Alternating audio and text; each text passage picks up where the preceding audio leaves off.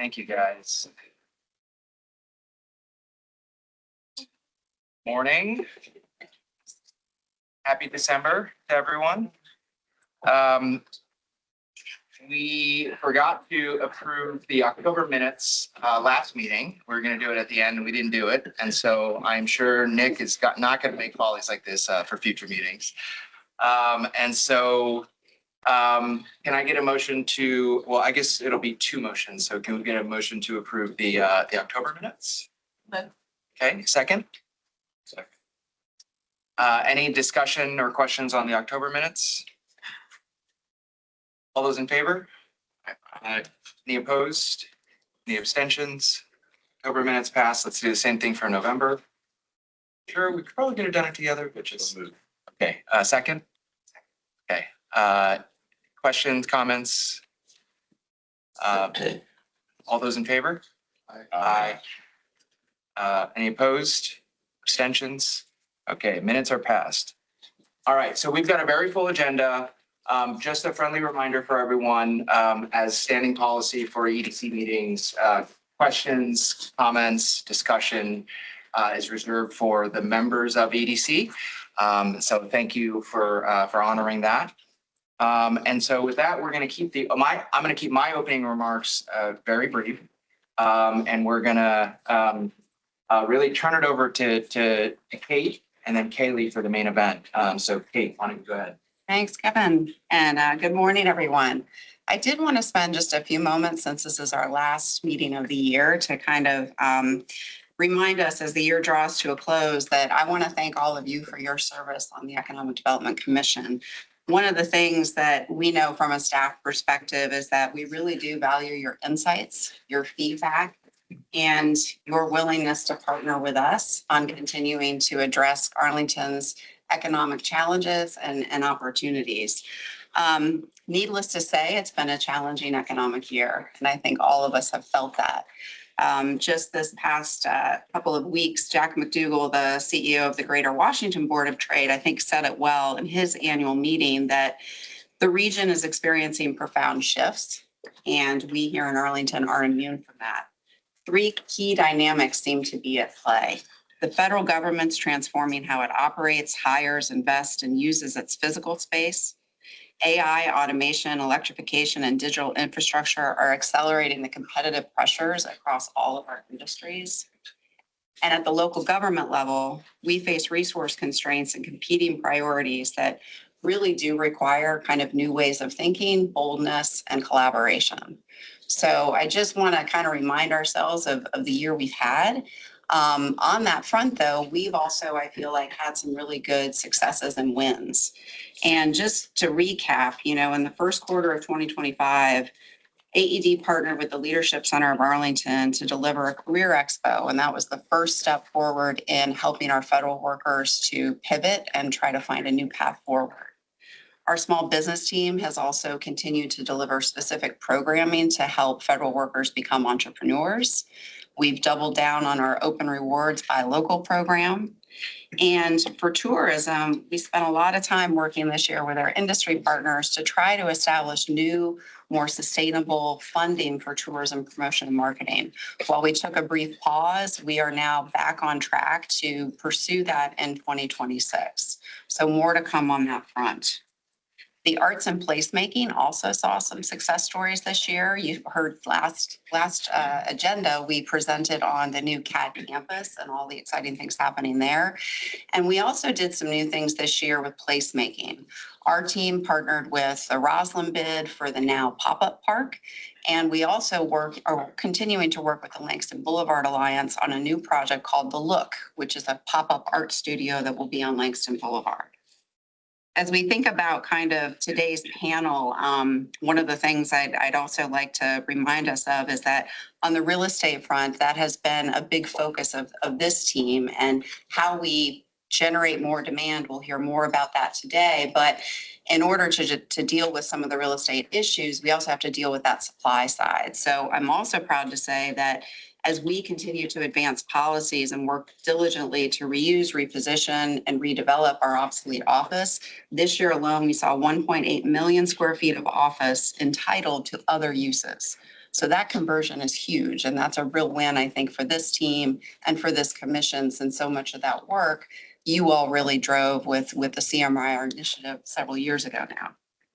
So finally, we know that as we need to continue kind of on the bedrock of what economic development is about, which is about attracting jobs, creating jobs, and fueling an ecosystem of economic prosperity. To that end, we are continuing to invest in a key growth sector here in Arlington, which is the innovation and tech sector.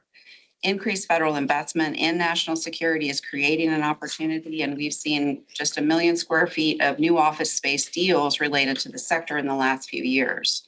Just this week, we are hosting 18 companies that are part of our Tech Launchpad program, and we're giving them kind of a 2-day tour of all that there is here in Arlington to offer.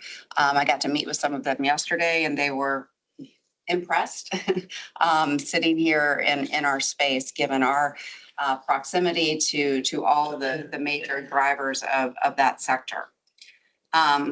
Today's panel, I'm excited. Kaylee, thank you so much for putting it together so we can further hear about the opportunities for growth and kind of economic development in this space. In closing, though, I just want to say that there is still a lot of work to do.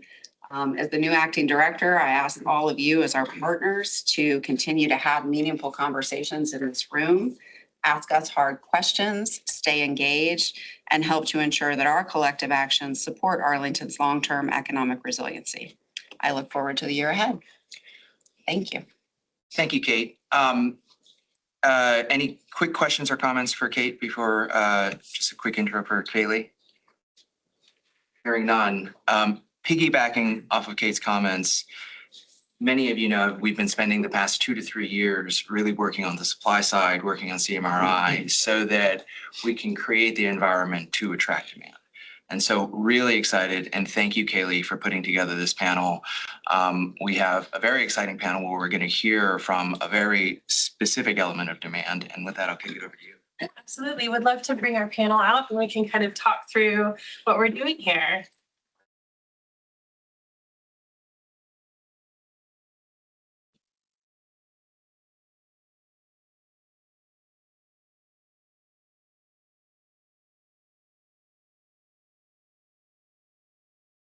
I'd love to set the stage for everyone. As Kevin mentioned, I'm Kaylee McKenna. I'm a commissioner and also vice president, Beacon Global Strategies. And we get to work in the national security space, in the government world, and really see an increased demand within the government space for emerging technologies, especially with this administration. And so when we've talked a lot about the supply side, today I wanted to focus on the demand side and show that through not only some 3 incredible CEOs that we have before you today, but also the investment side. Jonathan represents the venture capital side as well. So I want to speak through the demand we're seeing that we're hoping to potentially capture. We want to make sure we're informing all of you with an understanding of what the demand is going on. So just to set the stage, it's been a tough year, 43 days spent in a government shutdown, an estimated 1.4 million government employees furloughed during that time, and it impacted about $800 million in federal contracting dollars. This year, we expect another year-long continuing resolution this year, which impacts new starts and those kind of things. However, we're also seeing from that time pent-up demand. So the One Big Beautiful Bill put forth $150 billion towards this kind of emerging technology space. And during that time of the shutdown, most of those dollars couldn't be executed. And so we're seeing pent-up demand in this space. So my goal for today is to kind of showcase the demand that we're seeing in terms of investments, and then specific real-world cases of real companies that these CEOs and founders are building. And so with all that being said, would love to open it up to the panelists for a quick introduction.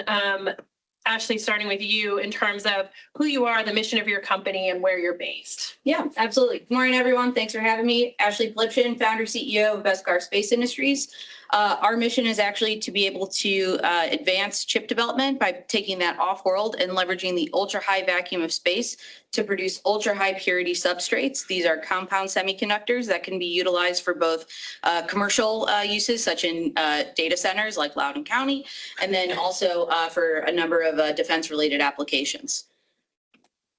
My name is Brendan Karp, co-founder and CEO at Obviant.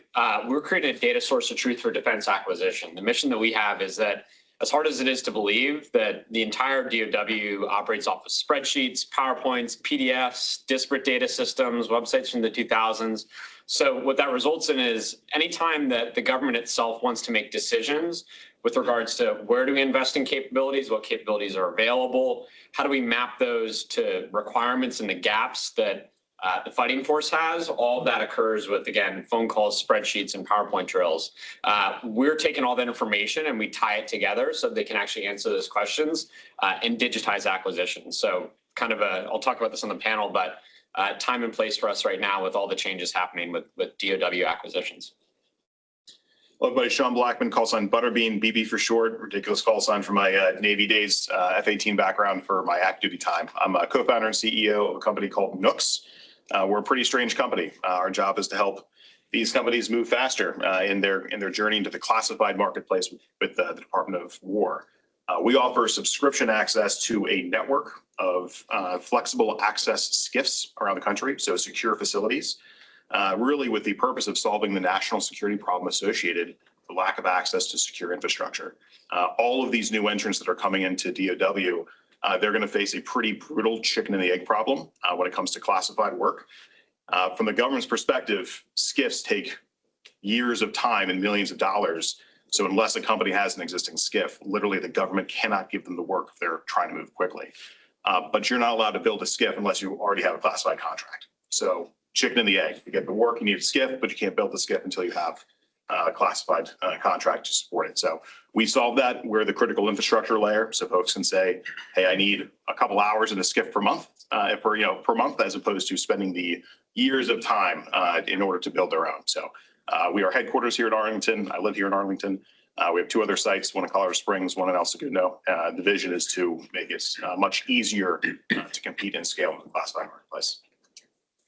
Jonathan Clifford, I'm the Vice President of Defense Tech and Industrial Manufacturing Policy for General Catalyst.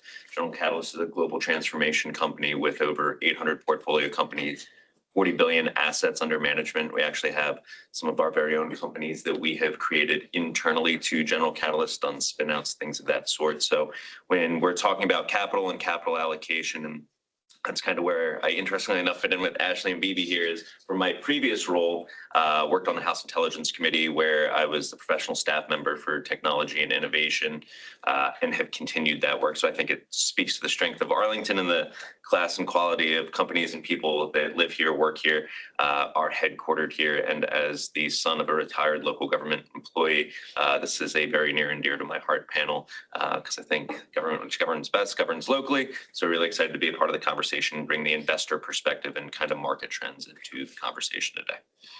Well, thanks, everyone. So let's start, Jonathan, with the investor perspective. So what areas are drawing the most private capital investment, and how do you see that partnering with the public-private investments? So I will not attempt to speak for the Assistant Secretary of War for Research and Engineering. I will, however, quote precisely his 6 big areas, which were just renamed, right? So there were 14 key areas at the Pentagon under the previous administration. That has been winnowed down. So if you're looking for kind of signal in the noise, the Department of War has told us applied artificial intelligence, biomanufacturing, contested logistics, quantum and battlefield information dominance, scale-directed energy, scaled hypersonics. So to kind of get through all of that word salad, and something that was brought up here as we were opening up the meeting, was the term resilience, right?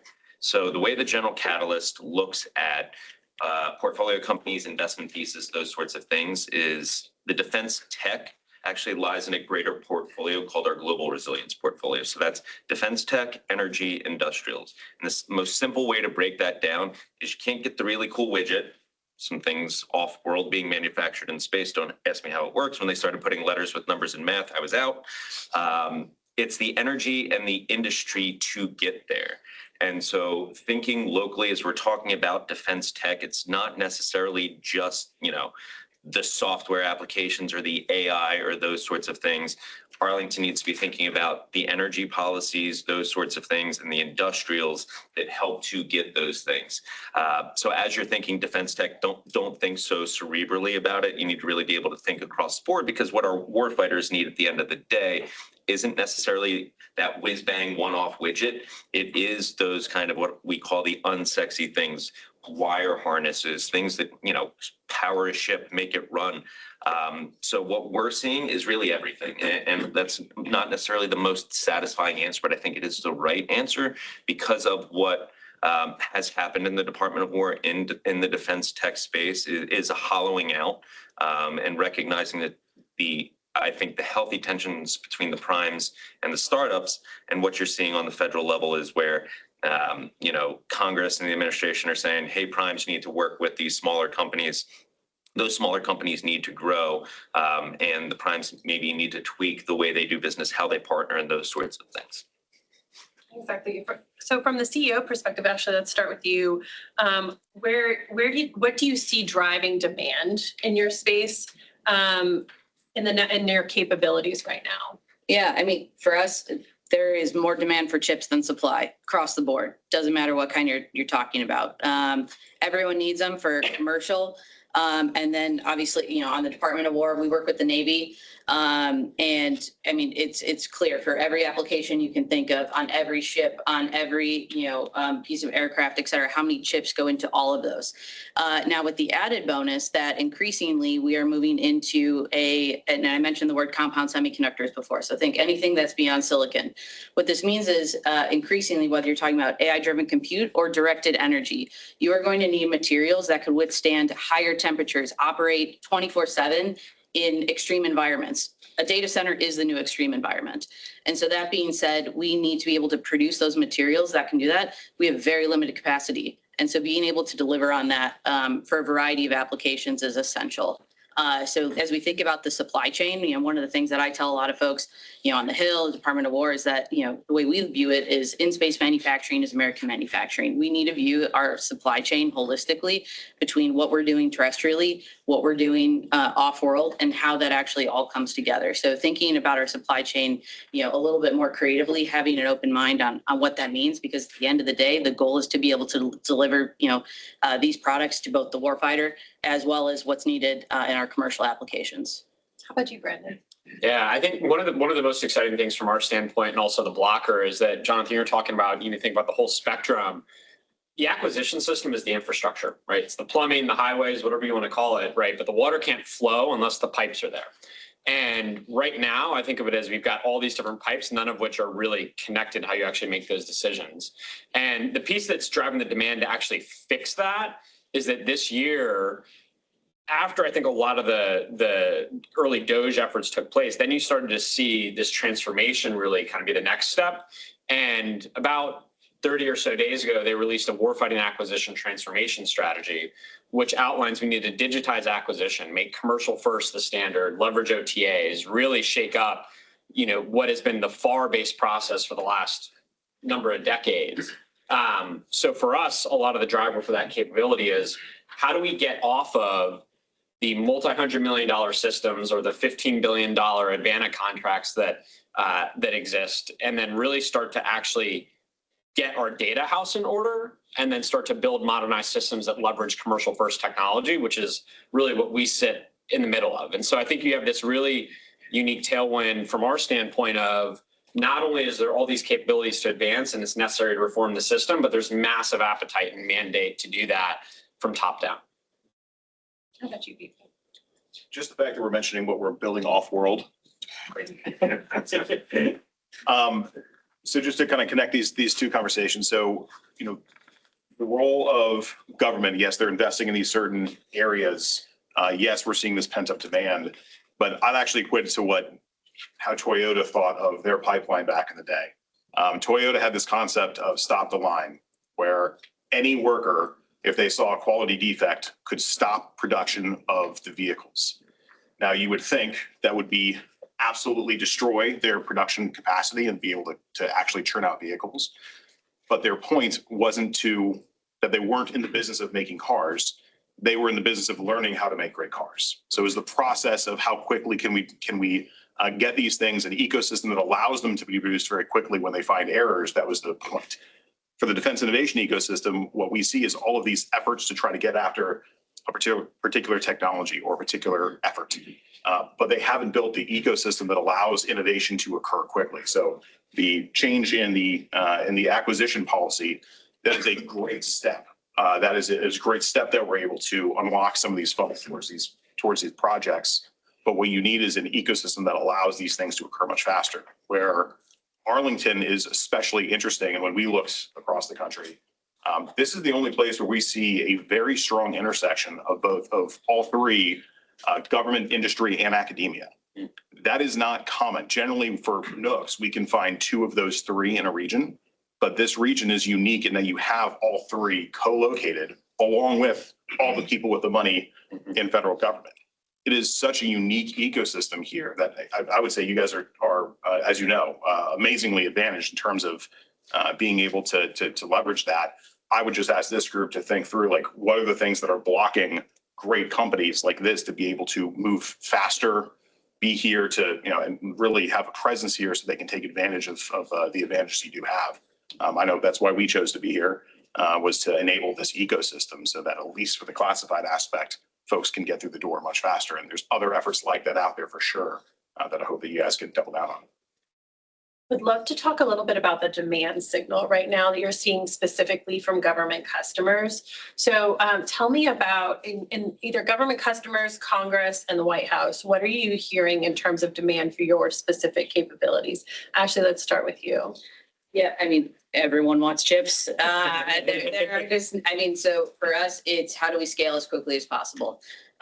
Being able to ultimately provide the substrates that are going to go into a variety of applications, whether, again, it's on, the commerce side and we're looking at, just chips writ large, as we look for our partners in the Navy and others, being able to provide, these gallium nitride wafers as quickly as possible. And so scaling up everything from the precursor materials to the wafer substrates, testing them in data centers or, other kind of test beds is essential. And so that, is really, key for us. I also wanted to touch on one thing that Sean had mentioned as well, just kind of to set the stage, is that I actually started the company back in El Segundo in LA, and I moved the entire company and headquarters here.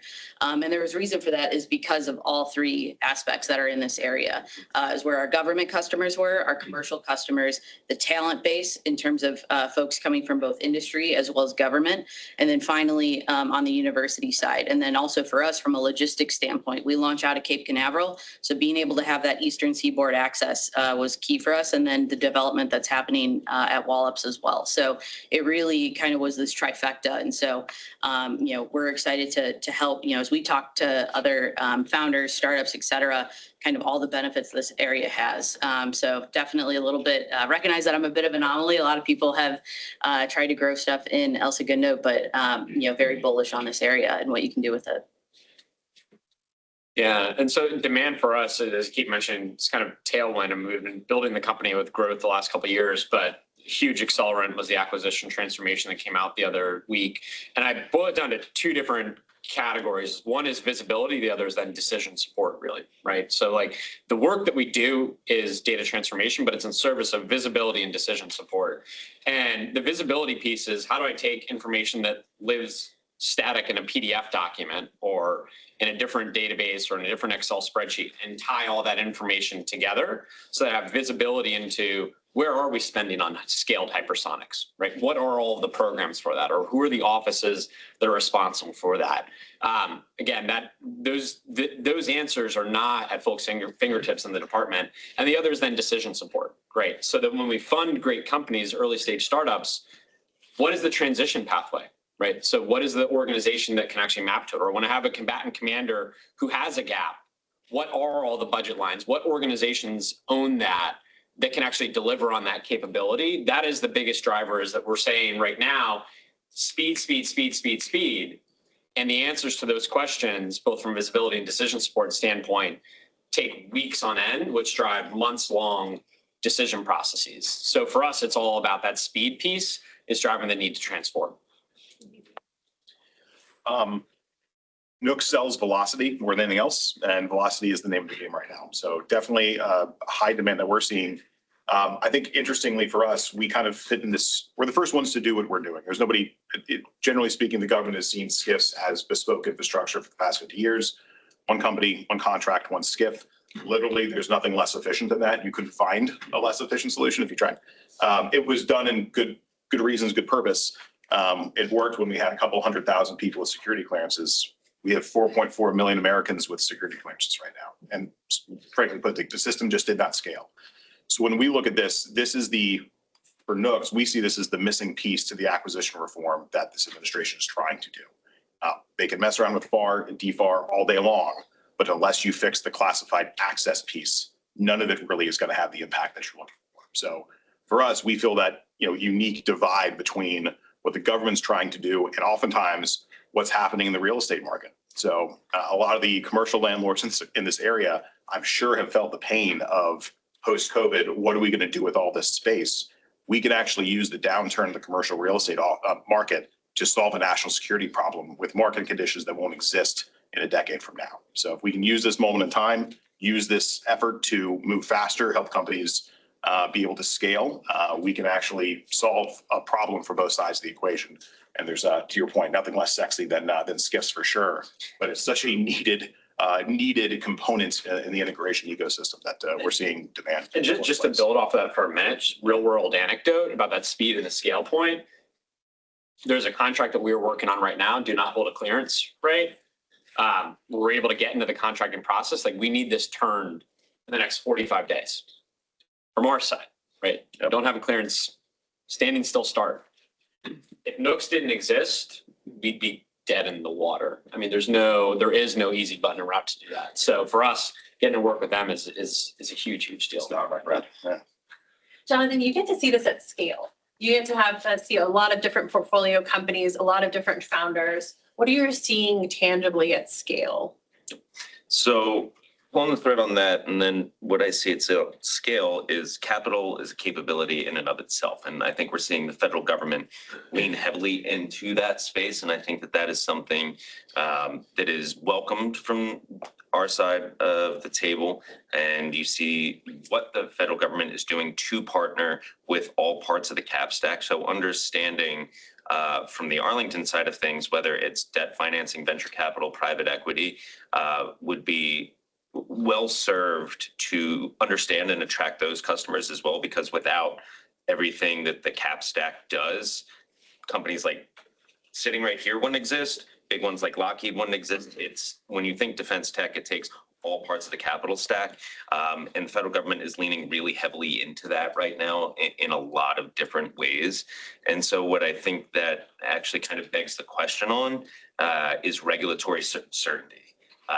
As these founders, as these builders want to build. So what am I seeing at scale? I'm seeing a screaming demand for regulatory certainty, especially on the federal level. We're seeing it with AI. We're seeing the dirty word of preemption or the moratorium, which has become a four-letter word, whichever way you slice that.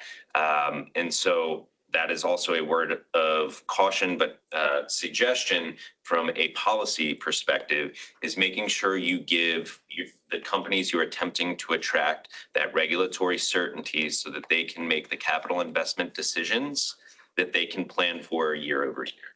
And so that, I think, is actually the biggest takeaway.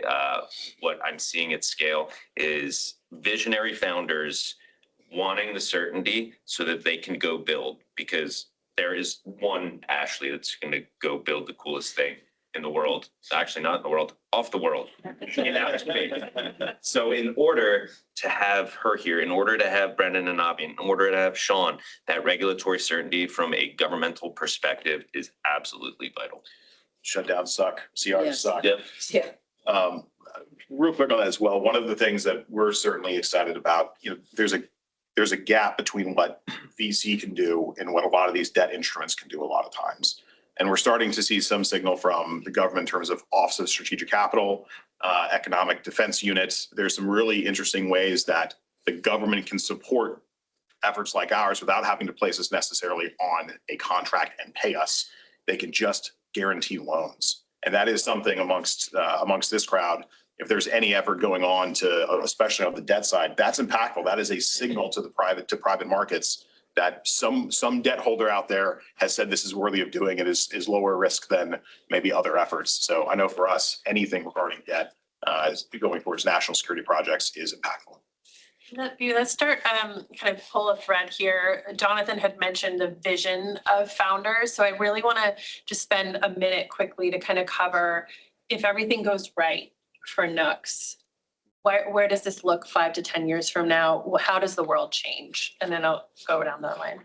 For us, we're building a future where we have 100 of these flexible access SCIF facilities nationally, combined with 50 or so mobile SCIFs, literally in a shipping container, that are 8-hour deployable, all with the same comms package, which if you're familiar with classified work, the IT is non-trivial. There's 1,000 different classified networks out there. And at that kind of scale, we've completely changed who can do classified work from where and how quickly. And the intended impact of the company is that we're engaging the best parts of the U.S. economy in the classified marketplace, not just those that have had a SCIF for the past 30 years. So completely changing that equation, truly. And then helping great companies through this process, that administrative process to get clearances. You're going to have to be appropriately vetted, right? The government has to have some kind of process to say, we trust these individuals, these folks will get clearance, these folks can. That needs to happen. But the speed at which it happens is what matters. So if we can help industry get quick access, we can help government automate a lot of their processes, whoever can. That is impactful. That is how we go compete as a nation, as opposed to in silos and just certain regions around the US. Yeah, I think about it in phases. I mean, when I say that we're building a data source of truth for defense acquisition, it starts with the inventory piece. So getting us off of, again, disparate spreadsheets, PowerPoints, databases, and unifying that together so that there's actually connection points between that information. And then using it to build different products on top of that serve a number of different use cases. So technology transition, the budgeting process and how that gets done, analysis of alternatives, mapping capability gaps and requirements to assets that are available, some of the different pieces that I've talked about. And then ultimately, if we do that, and the stakes of it is that we think that not only from an efficiency standpoint, the department can move a lot faster and more efficiently, but also the speed of capability that we're going to get to make those decisions is going to be tenfold greater. Long-term vision, though, is that if we're successful within DoD, DOW, the entire public sector, right, and how we allocate taxpayer money and those systems operate should be transformed, right? And that goes from the IC to the civilian agencies, even down to state and local. I think that we need to get the core institutions, to your point, family working in state and local government, we need to give public servants better tools so that they are not doing things that are menial tasks that they don't want to be doing, that we can focus on the best use of their capability, and then ultimately make sure that we're a good steward of taxpayer dollars. And most importantly, that because people sign up to do that job as a public service, that we give them the best tools that all of us that work in the private sector take for granted, I think, on a day-to-day basis. I mean, ultimately, at the end of the day, having flexibility and modularity. So I think that's another key thing. And, kind of my vision for, the next 5 to 10 years is that you have so many companies like ours who are building their manufacturing operations in the area, not just, yes, government affairs, regulatory teams, super important in the area, but have them all co-located together so that actually your government affairs person can go and talk to the engineer, go talk to the CTO, understand the tech, and better yet, invite somebody from the Hill and put that tech in their hands, let them hold it, let them, screw a bolt in. But at the end of the day, seeing is believing. And the more that you can build right in the backyard of these, folks who are setting up these regulations, like it, just makes it so much more tangible, so much more real. And I think that really is going to be such a game changer, being able to have that energy and the ability to actually have full-on manufacturing operations happening here. Now, that is going to require a change. And so one of the things that, I really push for and I really want to see is that the way we think about commercial real estate, that was the number one issue we had moving here, was figuring out, okay, for what our needs are, what is the definition of manufacturing or an industrial space? That needs to be updated. It's, the way we do manufacturing, first of all, the dirtiest part of it, it's not happening here. It's happening off world. And there's a reason for that. There's going to be so many other companies thinking creatively like us who are using new autonomous AI driven systems where you can do a lot with a laptop and, a variety of tools, et cetera. But, the way we think about the future of manufacturing, it's not this, using all these toxic chemicals, et cetera, as we traditionally thought when, tax codes and, real estate codes were set up. And so I would love to see, and, if there's one thing to take away from today is that as we think about the future of, categorizing and classifying real estate for companies, how to make it easier for them to be able to build and think, differently of, okay, yes, I need something that's kind of like a hangar. I need something that's going to have, the ability for a truck to be able to pull up and some kind of loading docks, but I don't need all the crazy bells and whistles. I don't need a massive crane, and having this kind of hybrid flex space going forward. Because I think right now there's a lot of, it's very siloed at the end of the day. You've got your, traditional commercial, but I think that needs to be expanded as we think about, startups and the types of companies that we want to, grow and move in the area. And Haley, if I could kind of tie a thread here between three founders, is how the heck are computer chips, almost data as a service, and classified stuff similar? What you're looking at are three small businesses. And small businesses become medium businesses, and medium businesses become large business. But everything that each one of these three people are building are actually in service of others. And I think that is the most interesting thread here, is Ashley's chips, off-world manufactured, are going to go into Lockheed, most Gucci coolest system in the world, or another fellow founder who's going to use their unique manufacturing capabilities to start the coolest next electronics company. Or you're going to have another small business founder that's going to go find that contract in the Department of War, thanks to what Brennan's building. Or the next small business is going to win a contract because they have the classified space of what BB is building. So that's kind of the commonality here, is these are all small businesses that have the potential to scale to be much larger. And at the end of the day, it's what I see, that kind of 10-year sort of thing, is I see all of them being wildly successful for myriad different reasons. But at the end of the day, right now, they are small businesses that are enablers that help others grow in the ecosystem. Thanks, Jonathan. And Ashley, just let's double click on what you're saying about what this area broadly gets right. I'll open up to anyone on the panel in terms of we're located right across the river from the government. We have access to a significant amount of influx of dollars. What is the NCR getting right in this area that attracts companies like yourself? Yeah, I mean, it's this whole ecosystem, and actually Jonathan just pointed out, I mean, between all of us as well, of being able to have access to classified spaces. And then additionally to that, from a hiring and talent pool, this area, being able to hire people that already have clearances makes it so much easier than starting from scratch as well. So you already have folks who are pre-vetted. Obviously for us, we have to deal with ITAR, EAR, et cetera. And so for a lot of this, as we think about our talent base, there's a ton of really great, resources in place there. Think about also for the universities. And, we, for example, for us, we've been in contact with George Mason and a lot of the, new facilities that are being built up there for testing capabilities of some of our payloads. And so, I think that's another huge thing. And then, as I mentioned before, and this has happened on multiple occasions, is being able to invite someone from, the Department of War or the Hill, just saying, hey, come to the office, like come meet with us, is so much easier. Like, hey, yeah, I'm available on this Tuesday at 2 p.m. Let me pop by, versus let me fly across the country, make a whole trip of it, et cetera. Being able to have regular touch points also, it allows us to regularly update our partners, and for us to have a better, sense, our finger on the pulse of what's happening in the regulatory space, and being able to jump in sooner rather than later saying, hey, this would have a negative impact on us, or yes, we would love to push this forward. So again, that relationship building, but being able to even just engage, with our engineers, folks on manufacturing, as well as our policy team, is key there. Yeah. Just double down on the customer side of things. I mean, when I started, so I grew up in Northern Virginia, Vienna, live in Alexandria, or headquartered right down the street, courthouse. When I started Obvian, it was just myself in an apartment bedroom, right? At the time, no employees. The first thing I did was move back here, right? So I'd moved away. I was gone for 8 years, moved back here because I knew that this is where we had to be. to build this company to work with the federal government. And what you're calling out, it pays dividends. Hey, can you be here in 30 minutes? We've got, great, totally. We're at the Pentagon. Boom. Like, there is just something that is invaluable about that proximity to customer. Like, you always have to build near your customers. And that is the biggest thing that this area has gotten right, is just being close to customers and really emphasizing that. And then the second piece is creating the infrastructure to grow. I mean, I think this is from a livability standpoint as we think about recruiting talent. So not only the talent that's already here, but supply of housing, right? Building a ton of housing in the area, especially for younger people, is a big thing that we're getting right in terms of the development standpoint. Yeah.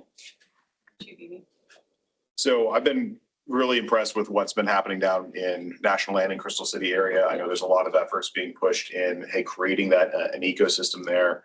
What's happening at George Mason is absolutely incredible.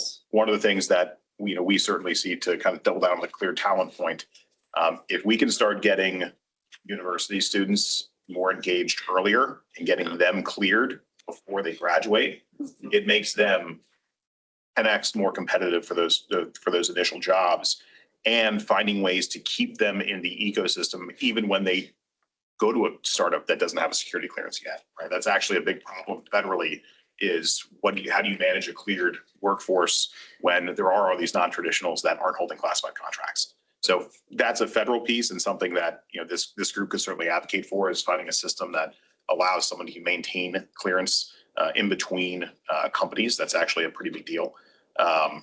What I think we could be doing more of is more of the programming for startups, connecting capital with startups, with infrastructure.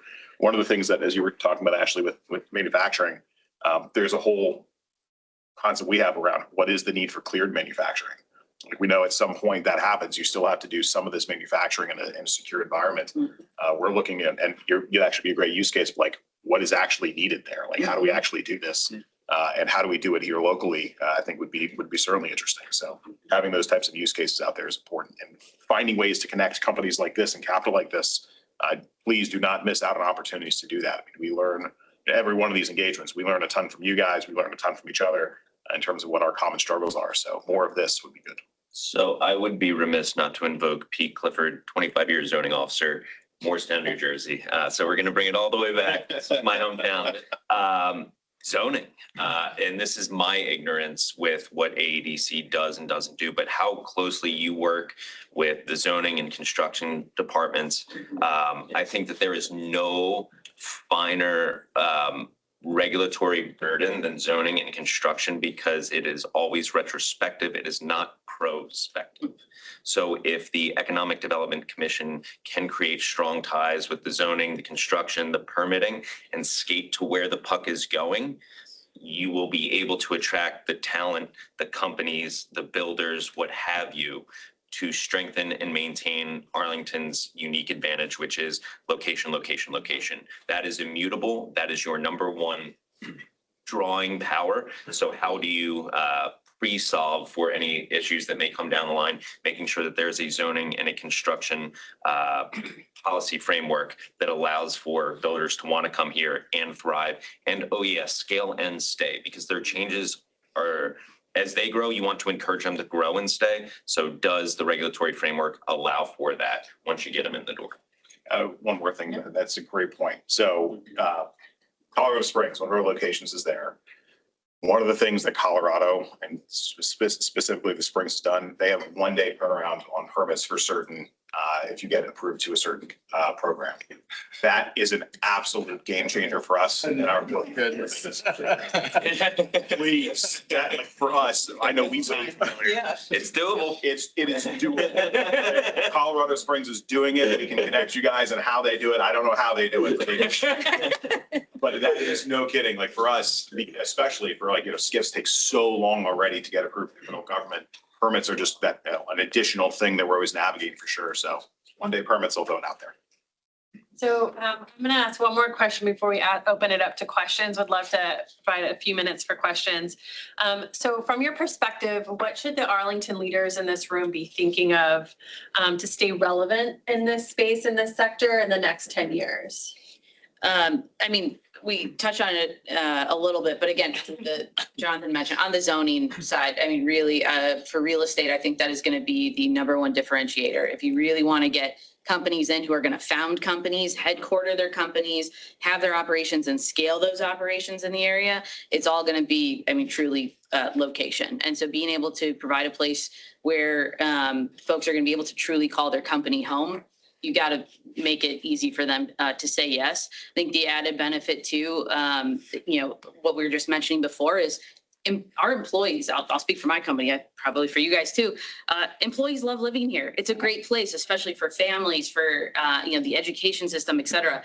It doesn't take a whole lot of convincing to convince folks like, hey, move here if they're from out of state, whatever.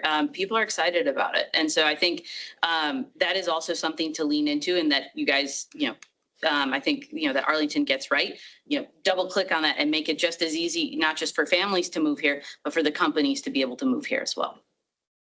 I think the two things, and I want to talk maybe a little bit about where we see ceilings that we might hit that we would love to be knocked down.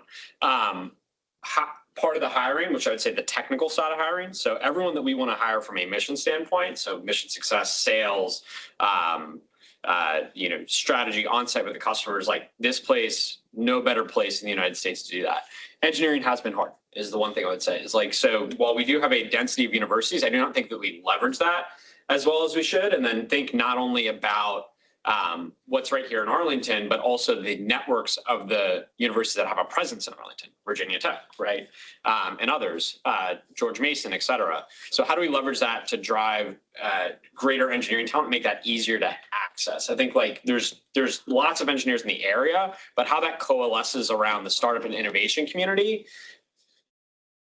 a lot of room for improvement, I think there, because it's been a challenge for us. And the other piece is capital, right? But I think that's changed a lot. But if you think about it, it's like human capital and then the venture capital side of things is, as we grow, can we get more funds like General Catalyst to say that this is the place to be?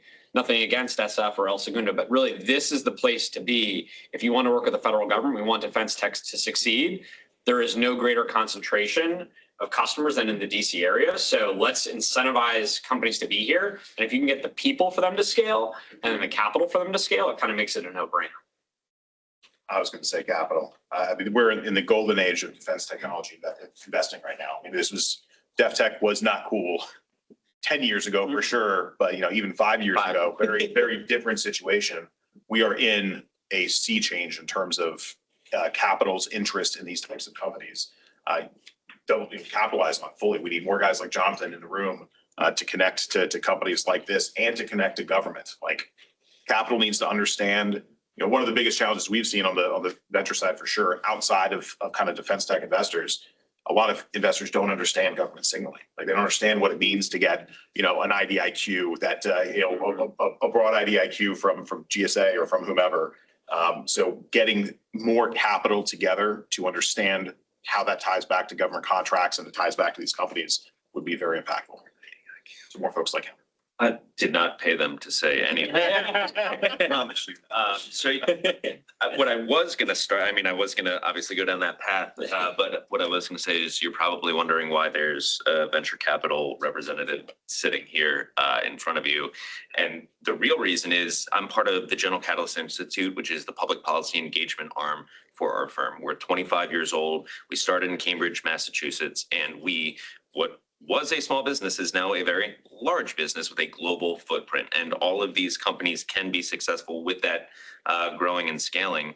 But to the defense tech portion of the conversation and the capital within there. So as a 25-year-old company, we have invested $2.5 billion in defense tech over a 25-year period. That is a not insignificant amount of money, because the premise of venture capital is making those early bets, scaling and believing in these founders. And what has that 2.5 billion returned are some of the most successful companies you've heard of, the Andurils and the Saronics of the world, and many of which you haven't heard of because there are multiple outcomes in kind of those capital allocations and bets. So I'll double down on zoning and that regulatory certainty, but I think that's the most emblematic of my position within General Catalyst and the General Catalyst Institute. The public policy engagement is not just at the local level, and I did actually have to go through our compliance officer to make sure I could speak here, but at the federal level too, and at the state level, and making sure that those partnerships is what we found the highest ROI for us in the General Catalyst Institute.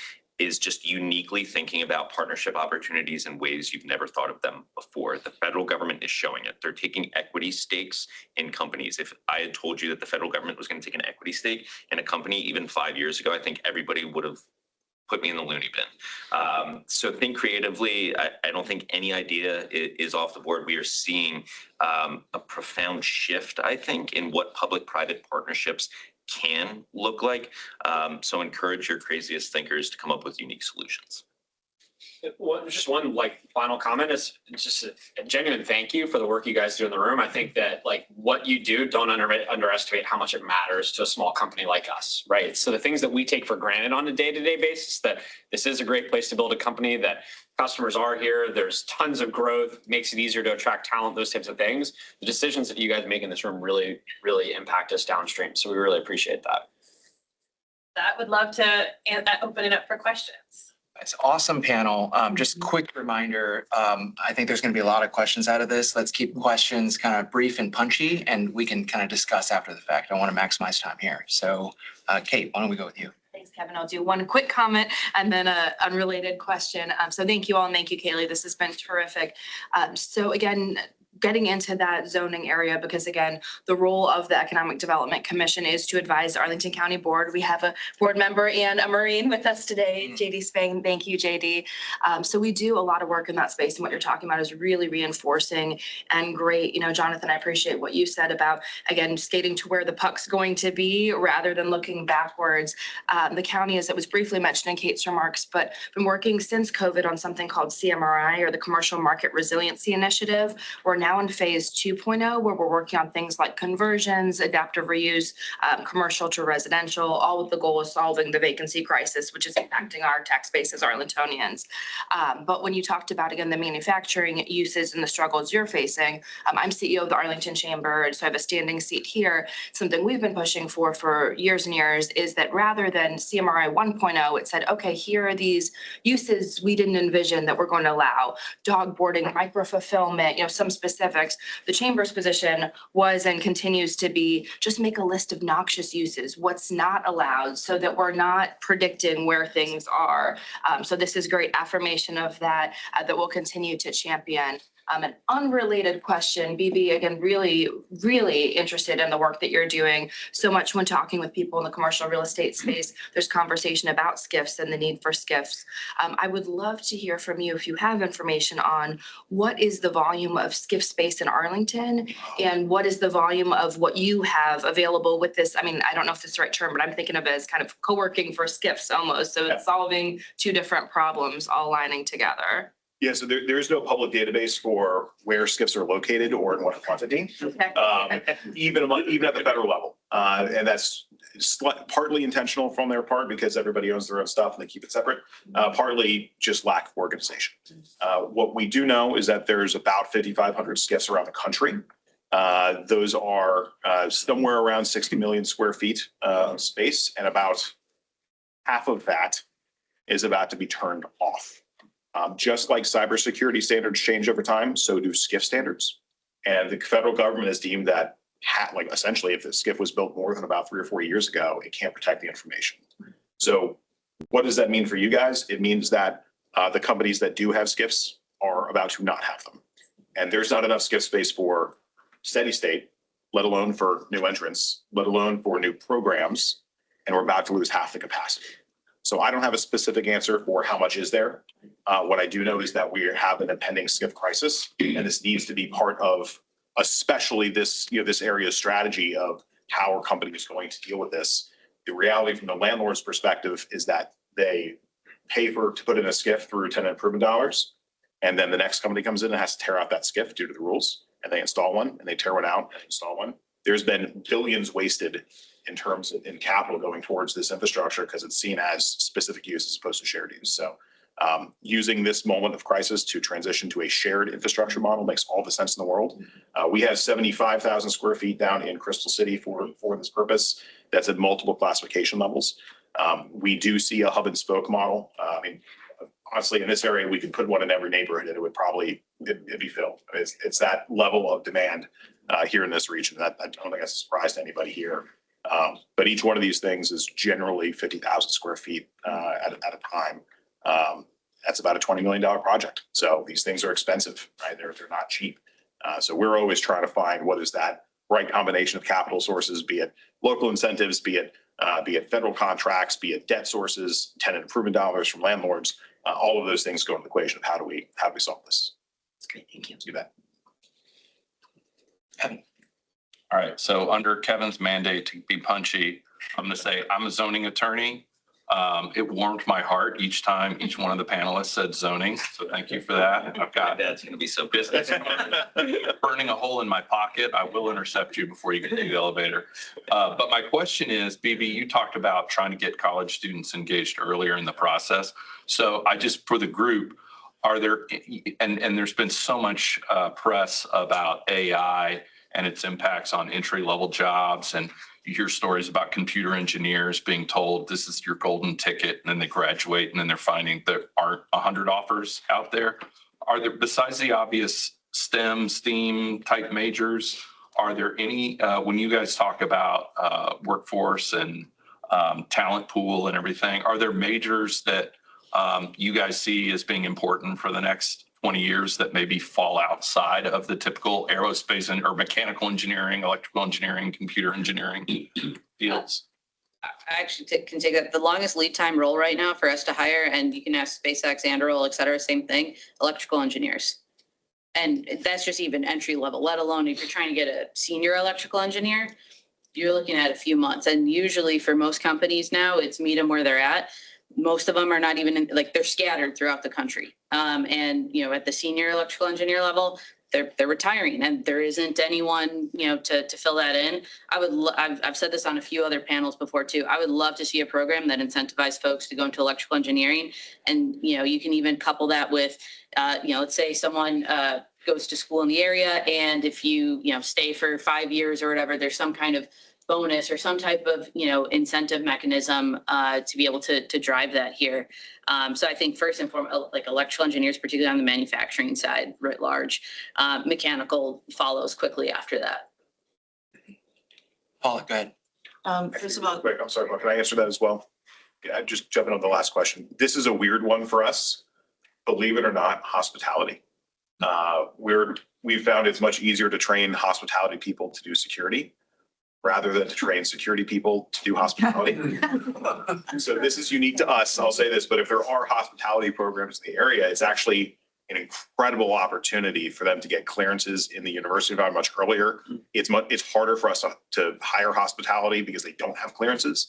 There's a whole time for us. So if there are programs like that, get creative with it, right? I mean, so for us, hospitality would be a great place to shop, to develop our own talent that you would never expect could possibly do security, because that's our entry level position to go to IT, cyber, or to the security profession. Maybe just 15 seconds. What do you mean by hospitality? I mean food and beverage. I mean hotels. I mean anything that you have a customer facing role day to day. It's no joke. We could get those people cleared, and they could be more competitive for not just within their primary industry, but they can make more money in defense than they ever could at your local Applebee's. And I know Mason has a good hospitality program as a Mason alum. We'll throw that in there. Kaylee, first of all, fantastic panel. Thank you so much. And on the demand signal side, I mean, all of you touched on this a little bit. For universities, we absolutely, want to work with tech startups, and we do a lot, and with government contractors. We're seeing at least once a week, somebody walks through the door and they say, we're going after a government contract and we would like to partner with you. It also goes along the lines of, here's how we make 20 million and we'll give you $1. And let's pretend we've been married for 3 years and we're gonna get pregnant tomorrow. And it's due in 2 days. So I'm dealing with these on a one, first of all, we absolutely want to partner. And we love that we're seeing this influx now and that people know where to find us. When I'm looking for ways to communicate, other than the one, every single individual conversation, to communicate, how to work with universities in a way. There are some things that we can actually do that might surprise people. And there are some things where we have to follow processes because we are actually a government institution as well. And we know that government contractors understand government processes and that they take a while.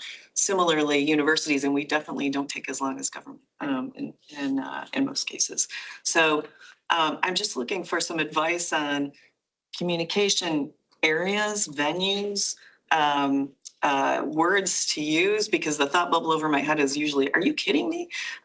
So, something better than that and in working with government contracts. I'll say from our experience, we've kind of seen a couple different flavors work. So we work with both national labs and universities. We've seen everything from your like standard CRADA type of arrangement to, hey, we're working on a SIBR, would you, want to be like a sub on that as part of that? And or do you have a particular facility or capability that you could help us do testing on or something like that? Or it's, hey, we need payload testing for vibe, shock, and thermal. Like these are requirements of like what we need. Like what can you offer? And it's usually like a almost like pay like a service of like, great, here's our hourly fee to use this particular machine.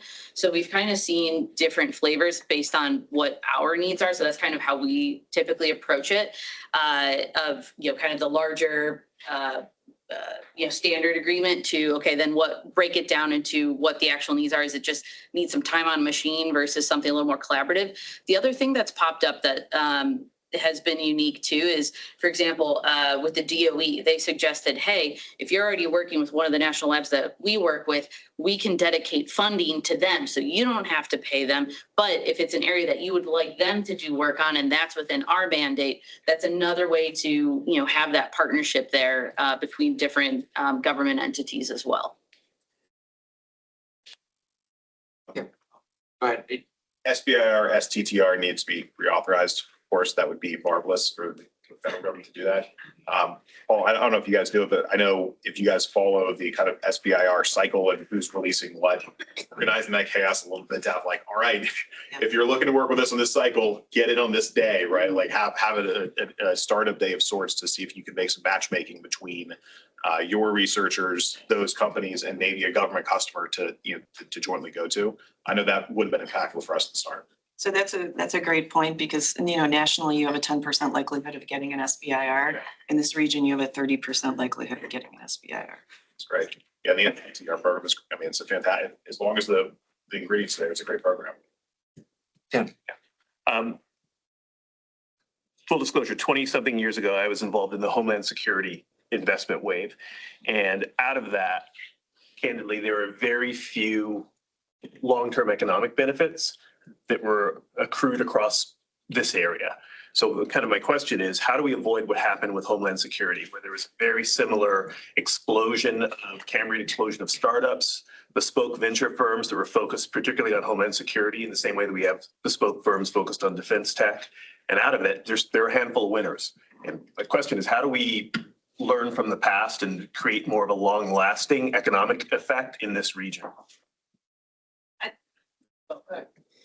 So infrastructure investments stay, right? So especially for the things that are common amongst that aren't going away once the wave subsides, those types of infrastructure investments will keep people in this region that allow the economic development to continue.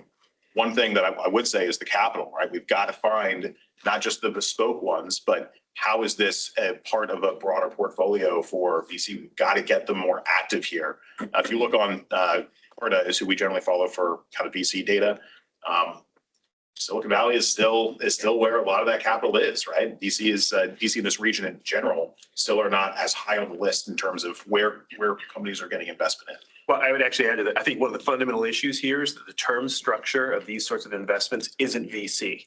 because a VC firm has a 10-year fund life. Yeah. And so it's going to take, I mean, let's take Palantir.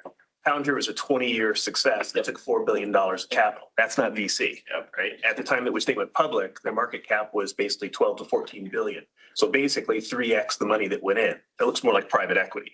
So you pointed it out earlier, but there's a different sort of money we need to do this. It's VC may kick it off, but there's something different that needs to come in.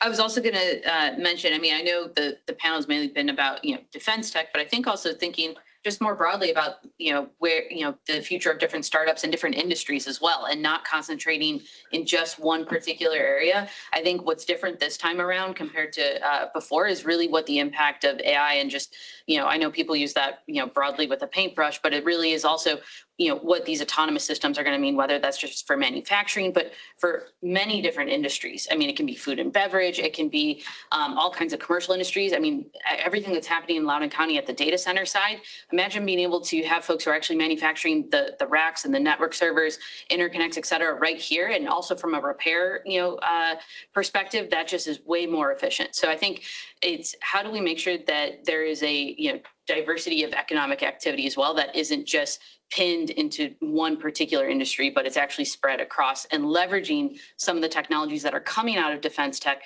that also are being applied and actually grown and scaled for commercial as well.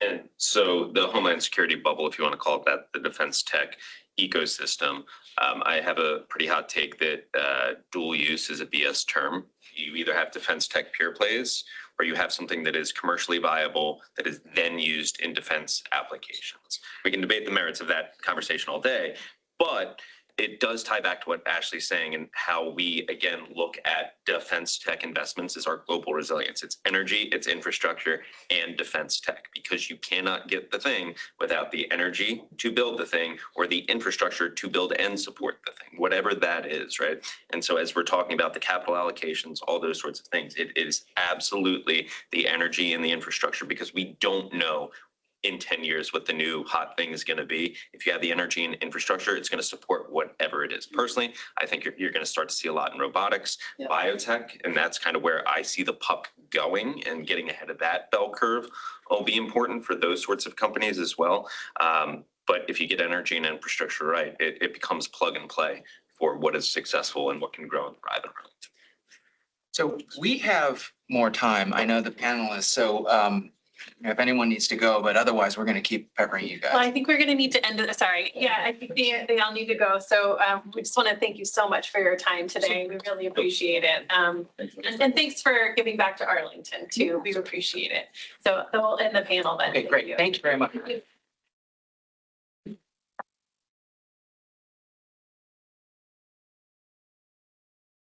was awesome.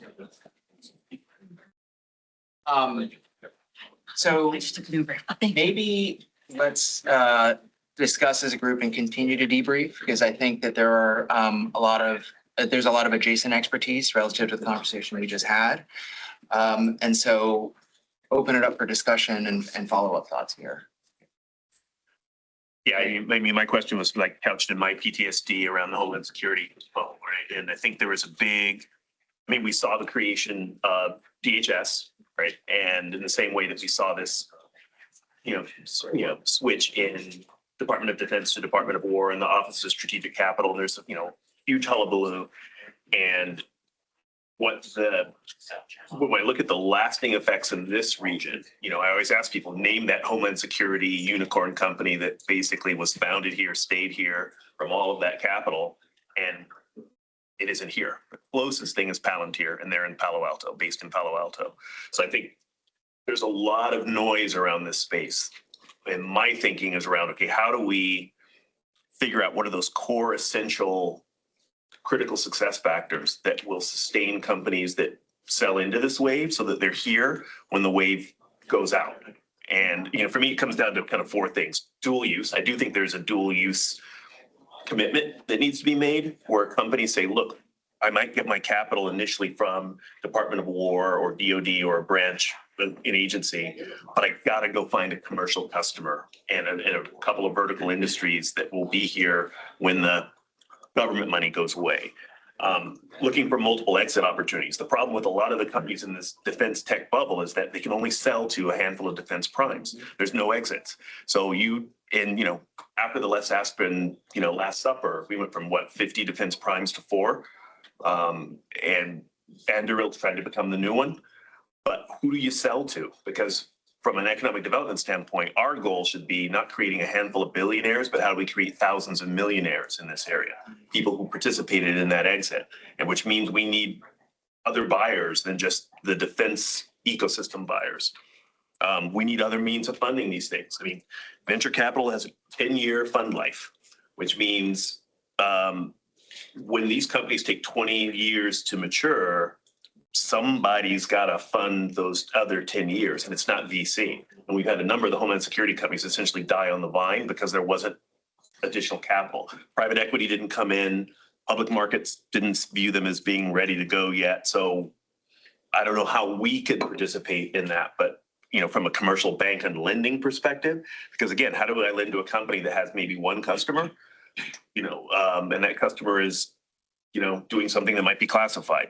I don't know if we can fund that. And then this less of a thing for us, more for venture people, is that the return expectations are going to be different. This is not a 10x, 100x venture market. This is a 3x, 5x, maybe you get lucky sort of market and get a 10x. So this is why venture is very fickle in this space, because they get really interested and they realize they can't return a fund by investing in this sector. So they move on to commercial, to consumer internet and ad tech and all the other traditional venture spaces. So those are kind of the 4 factors that I've thought about for the last 2 years. And I don't know how many of those we can control, but I think we've got to, as a team, figure out how do we create the greatest probability of success for companies that are in this defense tech wave, because unless they address those, I don't see why this is going to be different than the Homeland Security bubble. It's a very deep cut. Paula and then Kaylee. So I agree with everything that you just said. Working in defense tech in the Midwest is very different because it starts with the commercial market, and then they move to government market because there's a 5-year downward cycle, and it's a survival method. Here, the go-to is to go to the government customer. We know that, and venture has to be an important part of the pie because we have to be able to launch these companies, but we know that only about 5% of all companies that we see are going to get venture, and 100% of them need revenue. So we do a lot to focus on venture, and we're going to continue to, because that's an important piece, but we need to do more to focus on the getting companies to revenue faster. There are a number of levers that we can pull. I have one right now that I can effectively use, which Arlington County funds, which is the Entrepreneur in Residence Program. So to be an EIR, you have to have had a high-level position in innovation in the federal government, doesn't matter what agency, and you have to have been a successful tech entrepreneur, and you have to know equity investing, either giving or receiving. And all the EIRs right now are they write checks to companies. But there's a lot more that we can do in that space, and there seems to be a big gap here, and everybody is so good at selling to the government and knowing, and that's such a complicated sale and knowing all those pieces. But when it comes to selling to commercial markets, there's not as much expertise here, and there's so much more we could do in that direction, which is kind of a big piece to fixing everything that we were talking about here today. And I'd love to try to solve that. And I don't think I have all the answers, but we probably collectively could. So I think one of the reasons why I'm so excited about this space is because we are seeing commercial first companies invest in this space now. And so they have companies that have never been interested in the government sector before are now so just from Beacon perspective, we have about 30 clients. None of them are defense only. They are commercial companies that are incredibly well positioned. And oftentimes the government is reaching out to them and saying, we need their service. And so I just don't want to paint this as like a broad brush of because we're seeing something interesting in this space that we haven't seen before, in which commercial companies that have billions of revenue are now interested in this space, because not just from an economic perspective, but they want to be seen as an American company that is contributing to the government. So it's just a little little bit of a nuance that I want to make sure it's very interesting and exciting. And to piggyback off of that, perhaps, what's unique about this is we have this emerging technology, AI, which is as attractive to regular individuals that are just, asking ChatGPT how to make their creme brulee and defense, right? So like all of a sudden, there's this emerging technology that is like equally exciting, which you guys have more history on that. Like that feels a little bit unique.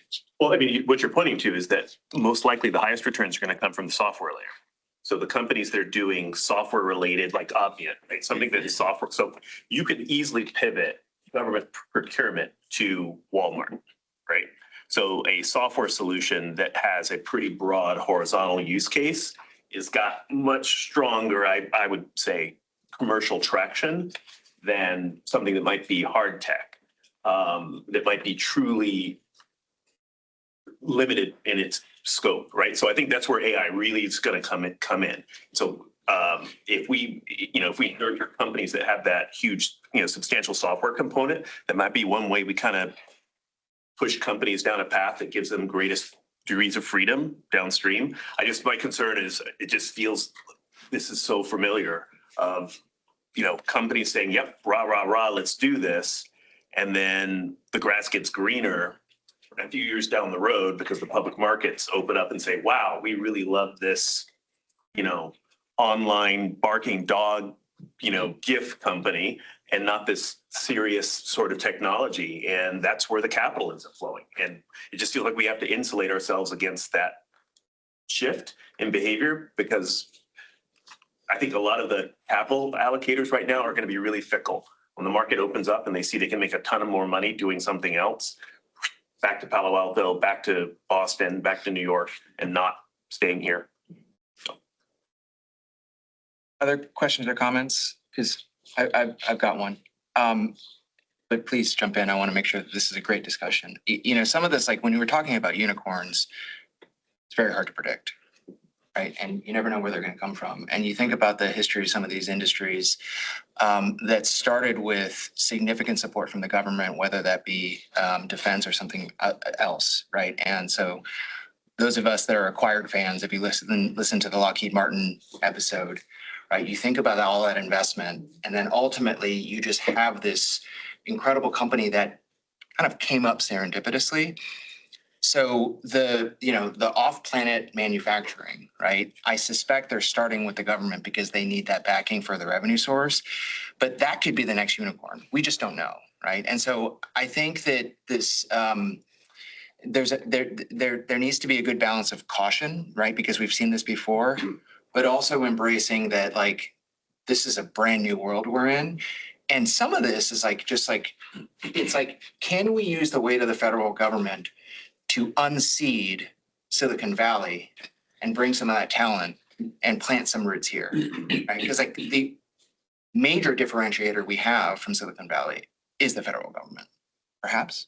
I mean, I like Paula's approach of, we can help companies find customers, local customers, right? So if you're a defense tech company, great. We're going to have a, customer dating program where, you want to be here, great. We're going to find you a customer who is here, where we can kind of help nurture that relationship so that regardless of what happens with the federal government, you actually have a commercial customer here, someone you would not have met ordinarily, if not for the fact that we helped broker that relationship.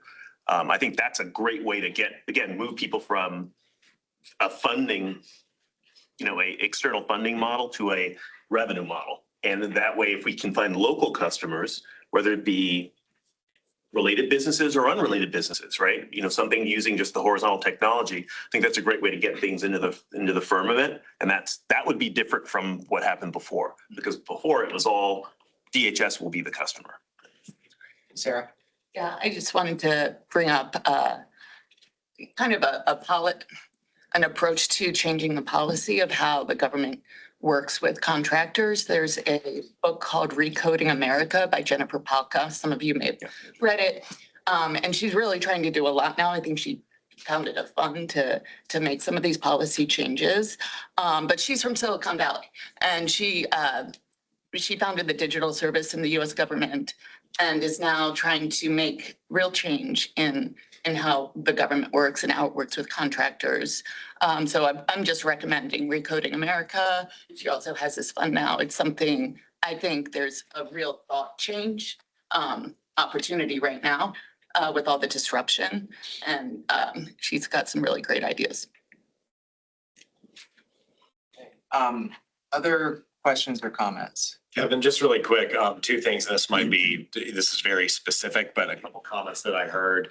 One from BB about, and I feel the pain being in the commercial real estate world where you come to skips, it's always this chicken and the egg where, somebody wins a contract and they need this tomorrow. But not only does building that out cost, and he gave a great number, he did $400 a foot. You can't finance a building that way. So there's a major, pain point there from a timing and a perspective and a, cost perspective. So that's something that I don't know what the answer is.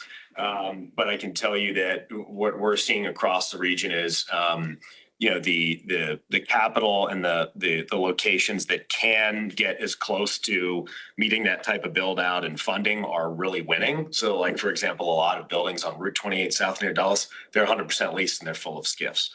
That's number one. Number two, with Ashley's comment on kind of having this full ecosystem in Arlington, I think it's a great concept. But if you think about it, and Evan, you could probably chime in here, but over the course of time, at least traditionally, land for office and office values were much higher than something that would be a flex or industrial, right? So over time, we're a closer in community to a major city, and therefore there's very little land that's distribution, flex, et cetera. So that's something that I think we really need to think through. You mentioned micro fulfillment.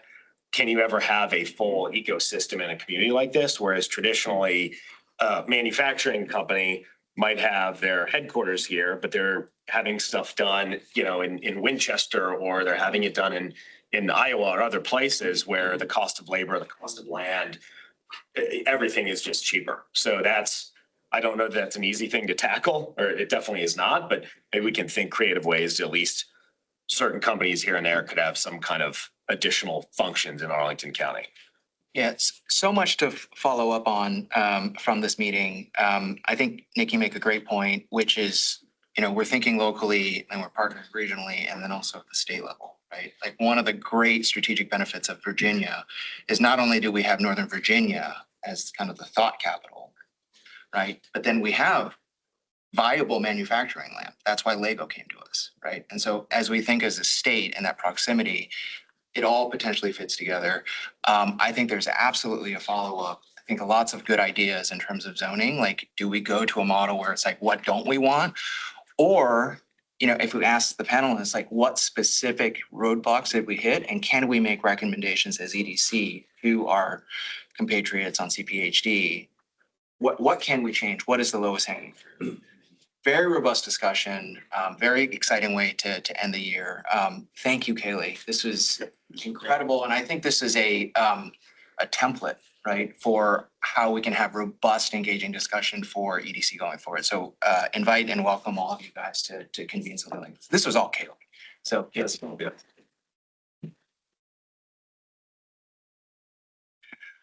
Okay, moving on to next agenda item is closing remarks. And as most of you know, this is the end of my term as chair. And so this is going to be my last time swinging the gavel. And so we have some closing remarks. So Nick, I'll hand it off to you. Yeah, go ahead. Okay. All right. Well, thank you, Kevin, first off. And I did some internet sleuthing last night and saw that it was almost 10 years. It would be 10 years in January when you started on FAC. So Kevin has been in a commission role for 10 years, which is amazing. So thank you first and foremost. I've only had the pleasure of working with you over the last 3 years at EDC, but I still remember in the first meeting I came to how welcoming you were, how knowledgeable you were, and just how passionate you were about meeting other folks and advancing the betterment of Arlington County. It's been clear to me that you have been a major driving force within this commission. But but you also have a great passion and strong interest in seeing Arlington succeed, not only as a place to conduct business in, but to live in and call home and to visit. I commend your dedication to the betterment of this community, from your thoughtful leadership throughout the whole group to your deep research and dedication on the commercial vacancy working group, to things like testifying in front of the board for multiple different reasons to help economic development. I'm so happy that I've had the chance to get to know you and work with you over the past 3 years, not only as a colleague, but as a friend. Know that you will absolutely be missed here. Please come back and see us from time to time. But I think what's really important is you're leaving EDC in a better place than at least in my experience when you got here. When I got here, got a great group of thought leaders demonstrated today, well thought out guidance and programming. And despite extraordinarily tough times in the economic world, we, I think, have a great future, and most of it is because of your leadership. So thank you. Thank you.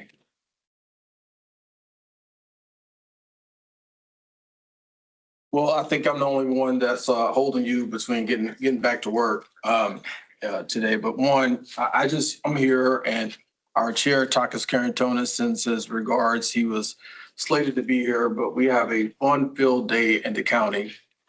So again, thank you all.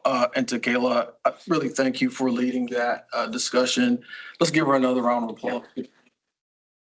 I think I remind me, Kayla, you perhaps are the first person that I put on and my tenure as a liaison here to economic development. So to see how far you've come in just 11 months, that's amazing.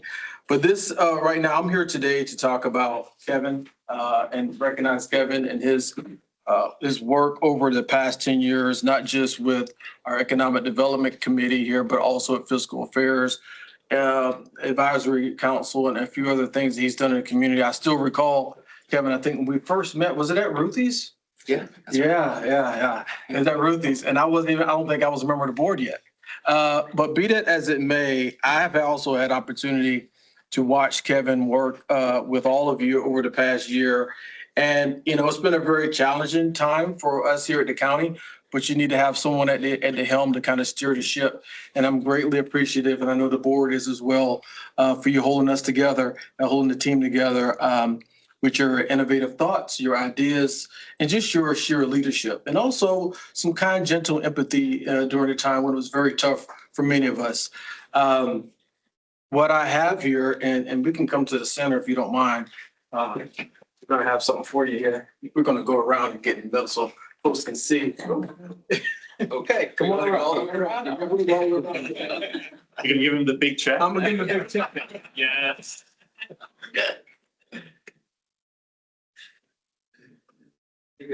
Give me a car. Look, so one, thank you. In fact, what's up with this blue thing today? We're looking pretty good. Again, I'm really grateful for your leadership and also mentoring me along the way as one of the junior members of the county board. And you're going to be missed. I feel it already, but I know Nick and the entire team here is ready to take up the mantle and the gavel and move along with Kate and her leadership here. But really, I have a certificate here from the county board that's signed by our chair. And it is a certificate of appreciation presented by the County Board of Arlington, Virginia to Kevin Yam with gratitude and recognition of his years of service to Arlington County as a member of the Economic Development Commission, 2020 to 2025, Vice Chair 2024, Chair 2025.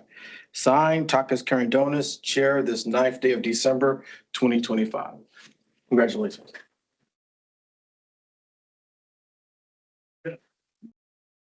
I don't know who does. Someone's taking a photo. Nick is. All right. Let's all give him another round of applause.